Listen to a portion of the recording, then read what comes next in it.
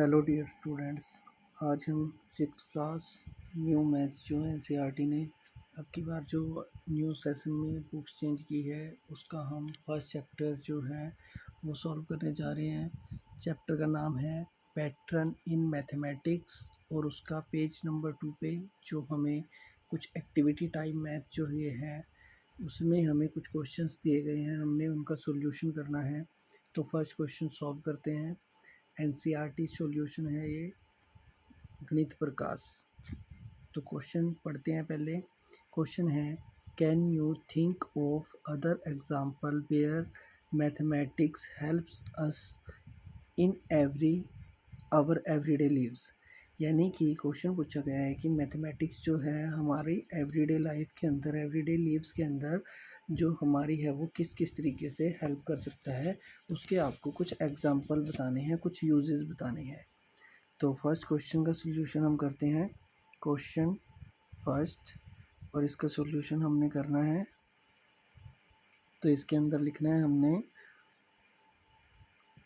तो देखिए, सबसे पहले आप थोड़ा सा सोचो कि हम कहाँ कहाँ पे यूज़ कर सकते हैं। जैसे जब हम शॉपिंग करने के लिए जाते हैं, फर्स्ट है शॉपिंग में। बहुत सारे एग्जांपल हो सकते हैं इसके। फर्स्ट है शॉपिंग, ठीक है जी।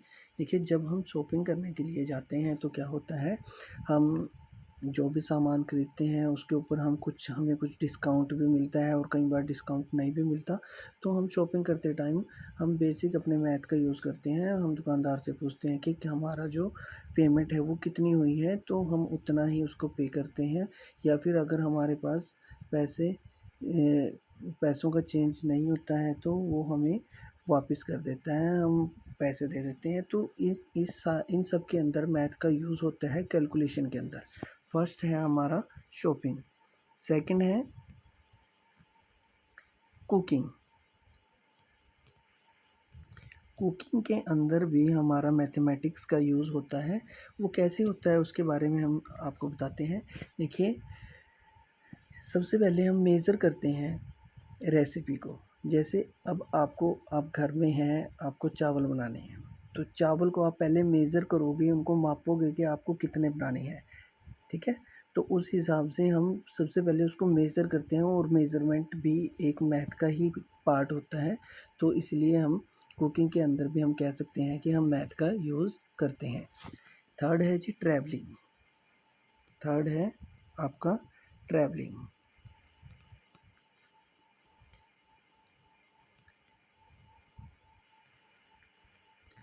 तो हम ट्रैवलिंग के अंदर भी, जैसे फॉर एग्ज़ाम्पल, अगर हमें यहाँ कहीं एक जगह से लेके दूसरी जगह तक जाना है तो उसके लिए हम डिस्टेंस को कैलकुलेट करते हैं कि हमें एक जगह से दूसरी जगह तक जाने के लिए कितना टाइम लगा, ठीक है। तो उन सभी मेज़रमेंट्स को जिसको हम मापते हैं, अब डिस्टेंस को अगर मापना है तो वो भी एक मैथ का ही एक टॉपिक है, डिस्टेंस। तो इसलिए ट्रैवलिंग के अंदर भी हम किसका यूज़ करते हैं, मैथ्स का यूज़ करते हैं। और उसके बाद नेक्स्ट है जी आपका स्पोर्ट्स। स्पोर्ट्स के अंदर भी हम मैथ्स का यूज़ करते हैं। जैसे हम सबसे पहले तो हम क्या करते हैं, कुछ भी, जैसे हम क्रिकेट मैच खेल रहे हैं तो क्रिकेट के अंदर जो रन्स होते हैं उनको काउंट करते हैं। तो वो काउंटिंग जो है वो एक मैथ्स का ही एक पार्ट है।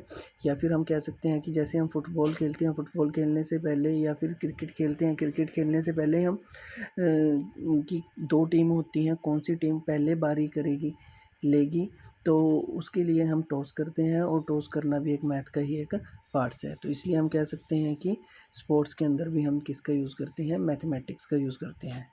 और इसके बाद बहुत सारी फील्ड्स होती हैं। वैसे हर जगह हम डेली लाइफ के अंदर मैथ का यूज़ करते हैं, लेकिन हम आपको बेसिक सी बातें बता रहे हैं। थर्ड है जी बैंकिंग। तो बैंकिंग के अंदर भी हम मैथ का यूज़ करते हैं। जैसे जब हम बैंक में जाते हैं तो हम कैलकुलेट करके ही पैसे बैंक वालों को देते हैं और कैलकुलेट करके ही लेते हैं। तो कैलकुलेशन के अंदर मैथ का यूज़ होता है। नेक्स्ट, बैंकिंग के अंदर एक और है, जब आप पैसे जमा कराते हो तो उनके ऊपर इंटरेस्ट लगता है। 1 साल के लिए, 6 महीने के लिए, महीने के लिए, हर एक चीज़ के लिए इंटरेस्ट लगता है उसके ऊपर। तो जो इंटरेस्ट होता है उसको कैलकुलेट करने के लिए भी मैथ्स जो है वो यूज़ होता है। तो इसलिए हम कह सकते हैं कि इन सभी के अंदर जो होता है मैथ्स का यूज़ होता है हमारे सारे टॉपिक्स के अंदर। तो यूजेस ऑफ डेली लाइफ्स कैसे कैसे हैं? शॉपिंग के लिए, कुकिंग के लिए, ट्रैवलिंग के लिए, स्पोर्ट्स के लिए और हमारे बैंकिंग के लिए, इन सभी में हमारा किसका यूज़ होता है? मैथमेटिक्स का यूज़ होता है। तो फर्स्ट क्वेश्चन के लिए इतना ही लिख लेते हैं। नेक्स्ट ज़्यादा हमें लिखने की ज़रूरत नहीं है, 4-5 बातें लिख दो बहुत होती हैं। सेकंड क्वेश्चन है जी, how the mathematics helps the propel humanity forwards. ठीक है, जो हमारी ह्यूमनिटी है, मनुष्यता है, उसको आगे बढ़ाने में मैथ ने कैसे हमारी हेल्प की है। ठीक है, उन सब के बारे में हमने बताना है। तो सेकंड क्वेश्चन के डिस्कस कर लेते हैं हम। क्वेश्चन नंबर 2, पेज नंबर 2 के ये क्वेश्चन है। तो इसका सॉल्यूशन के लिए देखते हैं कि कहाँ कहाँ पे हमें मैथ का यूज़ होता है। सबसे पहले देखिए, बिल्डिंग स्ट्रक्चर बनाने में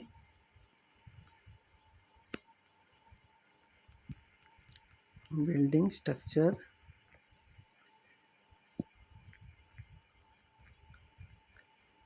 स्ट्रक्चर बनाने में हमें किसका यूज़ होता है भाई? मैथमेटिक्स का यूज़ होता है।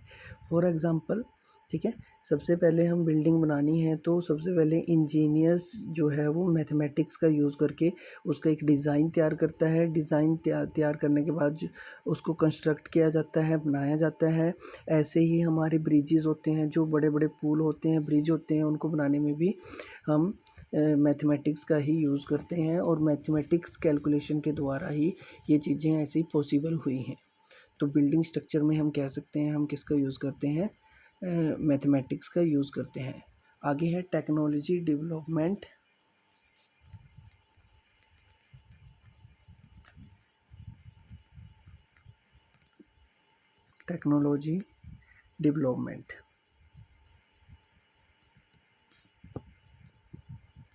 टेक्नोलॉजी डेवलपमेंट के अंदर भी हम मैथमेटिक्स का यूज़ करते हैं। कैसे करते हैं इसके बारे में थोड़ा सा आपको बताते हैं।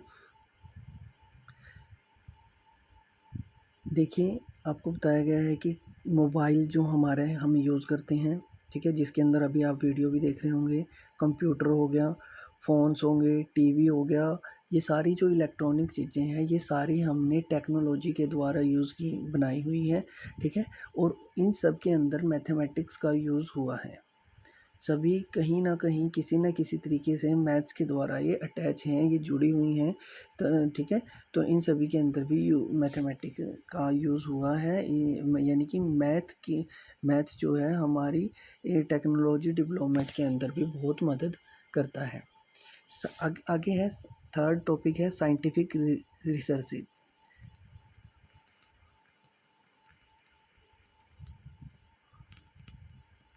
साइंटिफिक रिसर्चेज,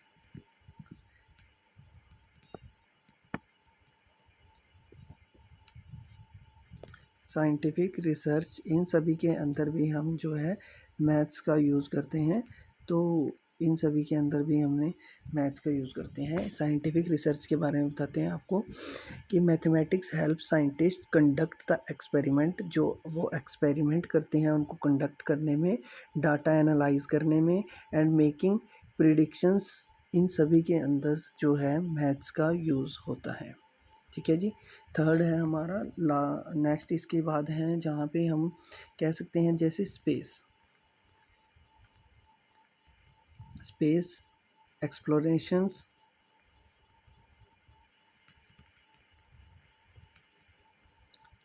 स्पेस एक्सप्लोरेशंस के अंदर भी हम मैथमेटिक्स का यूजेस करते हैं।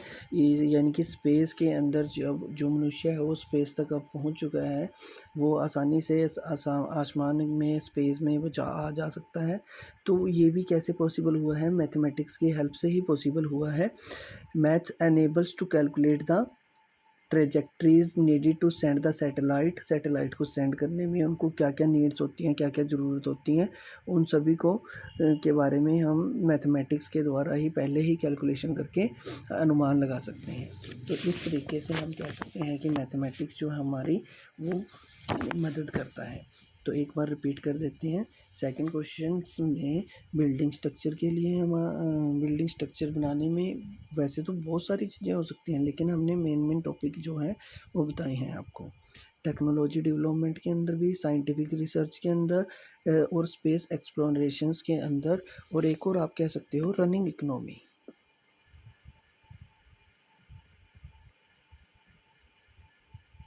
रनिंग इकोनॉमी के अंदर रनिंग इकोनॉमिक्स के अंदर भी हम किसका यूज़ करते हैं, मैथमेटिक्स हमारी जो है वो हेल्प करता है। एक मॉडल तैयार किया जाता है, ठीक है, और फिर उसको फोरकास्ट किया जाता है, और उसके इन सभी के अंदर भी एक फाइनेंशियल ईयर के अंदर भी, फाइनेंशियल मार्केट के अंदर भी हम कह सकते हैं कि मैथमेटिक्स का यूज़ होता है। मैथमेटिक्स के द्वारा ही ये सारी चीज़ें पॉसिबल हुई हैं। विदाउट मैथमेटिकल ये चीज़ें पॉसिबल नहीं हो सकती थी। तो आगे चलते हैं जी। अब आपके पास पेज नंबर 3 के कुछ क्वेश्चंस हैं, इन क्वेश्चंस को सॉल्व करते हैं। देखिए, मैं पहले तो स्क्रीन पे जो क्वेश्चन है उनको बड़ा कर देता हूँ। अब इन क्वेश्चंस को फिर देखते हैं और इनके बारे में डिस्कस करते हैं। ये पेज नंबर 3 के क्वेश्चन है, ठीक है जी। तो देखिए जी, फर्स्ट क्वेश्चन कहा गया है क्वेश्चन के अंदर, फर्स्ट क्वेश्चन में, can you recognise the pattern in each of the following sequence in the table 1। यानी कि टेबल 1 के अंदर जो आपसे टेबल 1 के अंदर ये जो पैटर्न दिया गया है इनके बारे में पूछा गया है, ठीक है। तो इनके बारे में रिकॉग्नाइज करना है हमें। रिकॉग्नाइज करने का मतलब है कि पैटर्न, क्या पैटर्न जो है इसके अंदर लागू हो रहा है वो हमें बताना है, ठीक है। तो देखिए, सबसे पहले तो हम इसके अंदर देखते हैं 1 1 1 1 1 1 1। सबके अंदर क्या आया हुआ है, सबके अंदर 1 1 1 1 ही आया हुआ है। तो फर्स्ट क्वेश्चन के आंसर में जो है यहीं पे इन सब के आगे ही लिखूँगा, तो आपने यहीं से थोड़ा सा पढ़ना है। तो 1 1 1 कैसे आएगा, ऑल 1 है, सारे के सारे 1 हैं। Each number in the sequence is always 1। सारे के सारे नंबर जो हैं वो सीक्वेंस में हैं 1 के, ठीक है। यहाँ पे लिखेंगे ईच नंबर इन सीक्वेंस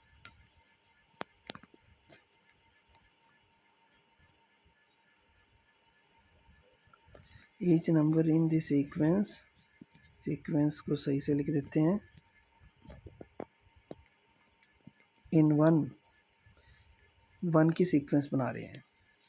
जैसे सेकंड में है 1 2 3 4 5 6 7, यानी कि नेचुरल नंबर है, काउंटिंग नंबर भी हम इनको बोल सकते हैं। तो इनमें क्या हो रहा है, ईच नंबर इंक्रीज हो रहा है 1 से। ईच नंबर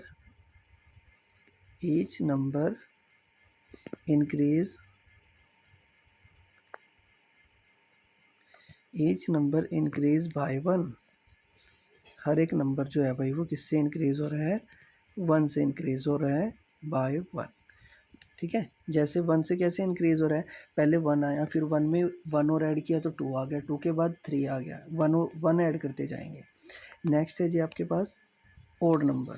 तो ओड नंबर कब आते हैं, देखिए, जब किसी भी नंबर में, जैसे 1 है, 1 के अंदर अगर हम 2 और ऐड करेंगे तो हमारे पास ओड नंबर आएगा। फिर 3 है, 3 के अंदर 2 और ऐड करेंगे तो ओड नंबर आएगा। फिर 5 के अंदर 2 और ऐड करेंगे, यानी कि हर एक नंबर के अंदर आपको क्या करना पड़ेगा, 2 ऐड करना पड़ेगा। ईच नंबर इंक्रीज बाय 2, इसमें ऐसा लिखना पड़ेगा आपको कि इसमें कौन सा पैटर्न लगा हुआ है, each number increase by 2। Third में लिखेंगे each number increase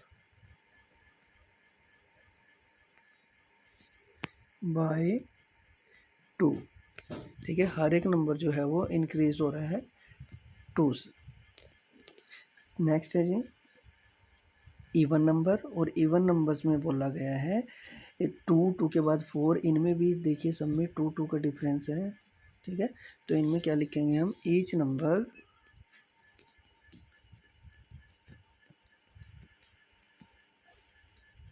number increase by 2, each number increase by 2, each number increase by 2 starts from, जो कि स्टार्ट्स हो रहे हैं फ्रॉम 2 से, कहाँ से स्टार्ट्स होंगे, स्टार्ट्स फ्रॉम 2, जो कि 2 से स्टार्ट्स होके इंक्रीज होते रहेंगे स्टार्ट्स बाय, ठीक है। तो थर्ड है ट्रायंगुलर नंबर। देखिए ट्रायंगुलर नंबर कौन से होते हैं, देखिए ट्रायंगुलर नंबर 1, 3, 6, 10, 15, 21, 28, इन सभी नंबर्स को जो सीक्वेंस है, इन सभी नंबर्स को ट्रायंगुलर नंबर बोला जाता है। और ये ट्रायंगुलर नंबर इनको क्यों बोला जाता है, इसका रीज़न ये है क्योंकि जब इन नंबर को हम डॉट के द्वारा ड्रॉ करते हैं तो ये ट्रायंगल की शेप बनाते हैं, इसलिए इनको ट्रायंगुलर नंबर बोला जाता है। तो ट्रायंगुलर नंबर के अंदर लिखना है, ठीक है जी। तो लिखना है आपने difference between consecutive number increase by 1 each time, यानी कि वो हर एक बार कंजिक्यूटिव नंबर जो भी लगातार नंबर होते हैं उनसे एक इंक्रीज होता रहेगा। जैसे 1 के बाद कंजिक्यूटिव नंबर 2 है, 2 में 1 ऐड कर देंगे तो कितना हो जाएगा 3, ठीक है। फिर 3 है, 3 में फिर 4, ठीक है। 3 के बाद 4 और 4 में कितना ऐड कर देंगे, 2 और ऐड कर देंगे तो कितना बनेगा 6। फिर 6 के बाद 7 और 7 में 3 और ऐड कर देंगे, यानी कि कंसेक्यूटिव नंबर ऐड करने हैं, पहले 1 ऐड करना है, पहले फिर 2 ऐड करना है, फिर 3 ऐड करना है, फिर 4। तो ये पैटर्न इसके अंदर लगा हुआ है। तो लिखेंगे difference between consecutive number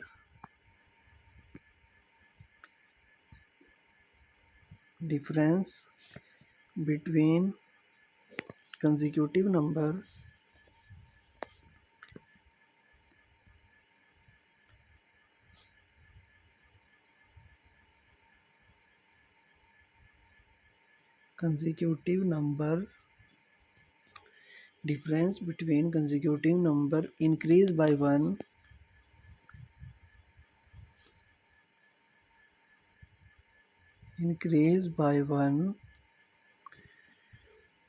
each time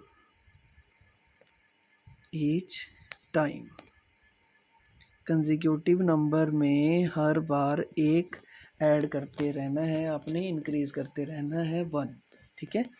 तो आपके जो हैं ट्रायंगुलर नंबर जो हैं वो आते रहेंगे, ठीक है जी। आगे है ऐसे ही स्केयर नंबर, और स्केयर नंबर में क्या है, each number is the square of natural number, हर एक नंबर जो है वो स्केयर होगा नेचुरल नंबर का। तो स्केयर नंबर के बारे में यहाँ लिख देते हैं, ईच नंबर इज़, इसको दूसरे मार्कर से लिखते हैं, each number is the square of natural number,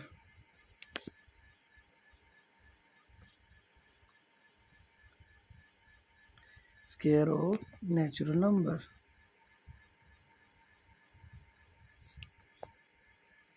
और लास्ट है हमारा क्यूब वाला, और क्यूब वाले में हम क्या लिखेंगे, each number is cube of natural number, each number is cube of natural number. अब ये नेचुरल नंबर क्या होते हैं, नेचुरल नंबर होते हैं भाई जैसे काउंटिंग के लिए 1 2 3 4 5। अब स्केयर करो, अगर हम 1 का स्केयर करेंगे तो 1 ही आएगा, अगर हम 2 का स्केयर करेंगे तो 4 आएगा, अगर हम 3 का स्केयर करेंगे तो 9 आएगा, यानी कि ये स्केयर नंबर है आपके पास, ठीक है। 1 4 9 16 25 ये सारे के सारे स्केयर नंबर आते हैं। और क्यूब नंबर का मतलब है कि हमें इनका क्यूब करना है, 1 का क्यूब करेंगे तो 1 ही आएगा, 2 का क्यूब करेंगे तो फॉर एग्ज़ाम्पल 2 का क्यूब करेंगे तो 8 आएगा, और 3 का क्यूब करेंगे तो 27 आएगा। तो इन सभी नंबर्स को बोला जाता है जी आपको क्यूब नंबर्स बोला जाता है। आई थिंक ये आपको समझ आ रहे होंगे, ठीक है। अच्छा क्वेश्चन है, बिल्कुल हमें इनके पैटर्न बताना था। आगे जो 2-3 टाइप और दिए गए हैं उनके अंदर भी हमें यही बातें लिखनी है जी। अगर अब हम नेक्स्ट क्वेश्चन पढ़ लेते हैं कि नेक्स्ट क्वेश्चन में क्या बोला गया है। नेक्स्ट क्वेश्चन बोला गया है जिसका सेकंड है, री right each sequence in the table 1 in the notebook and along with the next 3 number. इस सीक्वेंस को आपने अपनी कॉपी में लिखना है और इसके नेक्स्ट 3 नंबर और बताने हैं। इसके क्या करने हैं जी, नेक्स्ट 3 नंबर्स और बताने हैं हमें कि क्या क्या आएंगे, ठीक है। तो इसका हम जो एक्सटेंडिंग सीक्वेंस है उसको लिख देते हैं, ठीक है जी। सबसे पहले तो हम इस टेबल को कॉपी कर लेते हैं 1 मिनट, ताकि हम इस क्वेश्चन को आसानी से सॉल्व कर पाएँ, ठीक है जी। या फिर मैं आपको नीचे लिख के ही दिखा देता हूँ। हम यहाँ से क्वेश्चन नंबर 2 सॉल्व कर रहे हैं। क्वेश्चन नंबर 2 पेज नंबर 3 का क्वेश्चन नंबर 2। तो हमें हमारे पास जो पैटर्न है वो 111 है और इसकी नेक्स्ट 3 डिजिट ऐसे समझ नहीं आएगा। मैं इस पेज को लगा देता हूँ आपके पास। इसको कॉपी कर लेते हैं हम, ठीक है। कॉपी नीचे ले आते हैं इसको उठा के, ठीक है। फिर आपको ज़्यादा समझ में आ जाएगा, नहीं तो थोड़ी सी प्रॉब्लम होगी। ये रहा, नीचे ले आए हम इसको और अब हम इसको थोड़ा सा जूम करके अब इसको एक्सप्लेन करेंगे अच्छे से, ताकि आपको ये अच्छे से समझ आ सके। हमें इसके बीच के नेक्स्ट 3 नंबर हमें लिखने हैं। तो देखिए जी नेक्स्ट 3 नंबर हम कैसे लिख पाएंगे। तो हम ब्लैक मार्कर ही ले लेते हैं जी। तो देखिए जी फर्स्ट है 1111। तो नेक्स्ट 3 नंबर भी क्या होंगे, इसका आएगा 1 ही आएगा और उससे आगे वाला भी 1 ही आएगा और उससे आगे वाला भी 1 ही आएगा, क्योंकि हर एक नंबर में 111 था। तो नेक्स्ट 3 नंबर भी क्या आएंगे, 1 1 और 1 ही आएंगे। आगे है जी काउंटिंग नंबर, और काउंटिंग नंबर तो बिल्कुल ईजी होते हैं। 1 2 3 4 5 6 और 7 तक तो हमारे पास है। तो इसके बाद क्या आएगा, नेक्स्ट नंबर आएगा 8, 8 के बाद 9 और 9 के बाद 10। ये हमारे काउंटिंग नंबर होंगे जी। और नंबर वो भी बिल्कुल ईजी है, वो भी आपको पता है। और नंबर वो उनको बोला जाता है जो 2 के टेबल से एग्जैक्टली डिवाइड नहीं होते। तो जैसे 13 के बाद क्या आएगा, 13 के बाद आएगा 15, 15 के बाद 17 और 17 के बाद 19। ये आपके नेक्स्ट 3 नंबर हो गए। 2 4 6 8 10 12 14 ये हमारे इवन नंबर है। और इवन नंबर में कौन से आते हैं, जो एग्जैक्टली 2 से डिवाइड हो जाते हैं उनको इवन नंबर बोला जाता है। तो इवन नंबर में 15 तो नहीं आ सकता, कौन सा आएगा, 16 आएगा। 16 के बाद 18 आएगा, 18 के बाद 20 आएगा। ये हमारे जो हैं इवन नंबर हो जाएंगे, ठीक है जी। और उसके बाद आता है हमारे पास ट्रायंगुलर नंबर, और ट्रायंगुलर नंबर में हमें क्या करना है, सीक्वेंस को आगे फॉलो करना है। 28 तक हमें सीक्वेंस जो था वो गिवन था। और 28 के बाद में देखिए क्या बनेगा हमारे पास, 28 के बाद आएगा 36, 36, 36 के बाद 45 और 45 के बाद आएगा जी 55। अब आप कह सकते हो कि ये आया कैसे, इसके बारे में मैं आपको बता देता हूँ। अब 28 था ये, ठीक है। 28 में 1 ऐड करो पहले। 28 में 1 ऐड किया, क्योंकि 1 नंबर मैंने अभी ऊपर बताया था आपको कि डिफरेंस इंक्रीज्ड बाय 1। तो कितना बन गया, 29। अब यहाँ पे कितना कितना ऐड किया है हमने, पहले यहाँ पर 1 ऐड किया था, यहाँ पे 2 ऐड किया, यहाँ 3, यहाँ 4, 3 4 5 6। अब यहाँ पे 7 ऐड करो इसमें। तो 29 में 7 ऐड करेंगे तो 36 बनेगा, और ये 36 ही मैंने लिखवाया। और नेक्स्ट नंबर अगर आपको फाइंड करना है तो 36 में पहले 1 ऐड करेंगे तो ये बनेगा 37। फिर 37 में ये 7 का नेक्स्ट नंबर होता है 8, 8 और ऐड कर देंगे। तो 37 में 8 ऐड करेंगे तो 45 ही आएगा आपका। ये देखिए 45 ही आया है। तो आई थिंक आप समझ गए होंगे कि ट्रायंगुलर नंबर को हमने कैसे लिखना है। और स्क्वायर नंबर तो बिल्कुल ईजी होती है। ठीक है। ये 1 का स्क्वायर, 2 का स्क्वायर, 3 का स्क्वायर, 4 का, 5 का, 6 का, 7 का और आगे आएगा 8 का स्क्वायर।